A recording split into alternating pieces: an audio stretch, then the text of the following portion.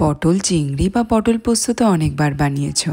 চলো আজকে তোমাদের সাথে শেয়ার করে নিই পটল বাটায় বড়ার রসার রেসিপি। সম্পূর্ণ এই নিরামিষ রেসিপিটা বানানোর জন্য আগের দিন রাতে 150 গ্রামের মতো মটর ডাল ভিজিয়ে রাখবে।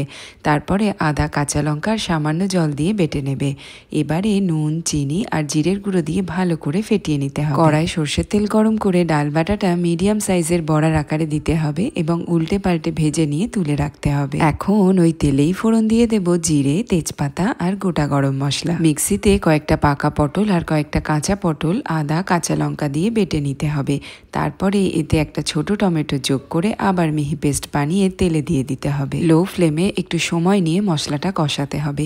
এরপরে নুন, হলুদ গুঁড়ো, লঙ্কার গুঁড়ো, জিরে ধনের গুঁড়ো দিয়ে আরো খানিকক্ষণ কষিয়ে নিতে হবে। ডুমো করে কেটে রাখা আলু দিয়ে 5 মিনিট নাড়াচাড়া করার পরেই গরম জল এবং পরিমাণ মতো চিনি দিয়ে আলু সুসিদ্ধ হয়ে যাওয়া পর্যন্ত রান্না করতে হবে। তারপরে ভেজে রাখা বড়াগুলো দিয়ে ঝোল খানিকক্ষণ ফুটিয়ে নিয়ে ঘি এবং গরম মশলার গুঁড়ো দিয়ে নামিয়ে নিতে হবে। আচ্ছা, তোমরা নিশ্চয়ই জানো যে বড়া কিন্তু খুব ঝোল টানে, তাই এই তরকারিতে ঝোলের পরিমাণটা একটু বেশি রাখবে। কেমন? নিরামিষের দিনে বাড়িতে বানিয়ে গরম ভাতের সাথে খেয়ে আমায় জানাবে কেমন লাগলো এই পটল বাটায় বড়ার রসার রেসিপি। Thank you.